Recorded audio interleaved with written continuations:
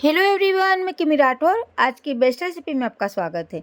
आज की रेसिपी में हम आपके लिए लेके आए हैं कच्ची कैरी की चटपटी चाट की रेसिपी। सबसे पहले हम कच्ची कैरी को साफ पानी से अच्छे से धो लेंगे।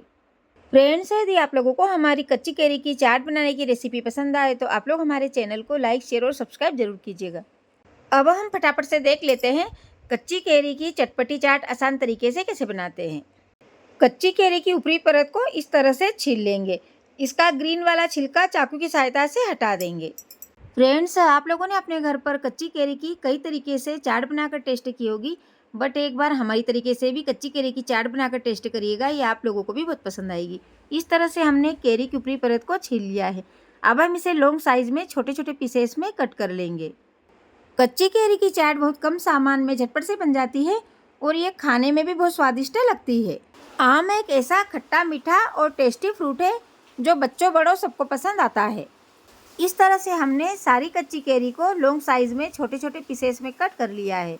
आप लोग अपने हिसाब से भी इसके पीसेस कट कर सकते हो। कैरी को कट करने के बाद इसकी गुठलियाँ और इसके छिलकों को अब हम अलग हटा देंगे। कैरी को बाउल में ट्रांसफ़र कर देंगे और इसमें मसाले ऐड कर देंगे। हाफ टी स्पून काश्मीरी लाल मिर्च पाउडर ऐड कर देंगे। 1/4 चम्मच सफ़ेद नमक ऐड कर देंगे। 1/4 चम्मच काला नमक ऐड कर देंगे। 1/4 चम्मच पिसी हुई चीनी ऐड कर देंगे।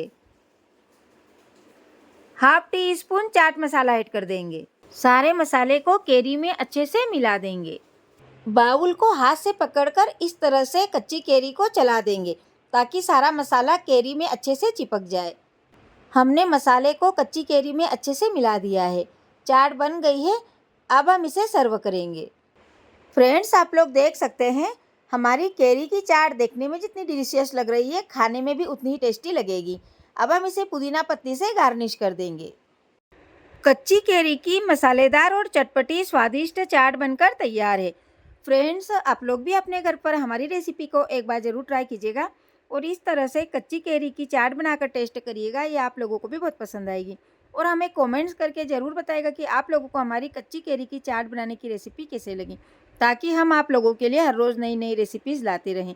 कल फिर मिलेंगे एक नई रेसिपी के साथ। धन्यवाद।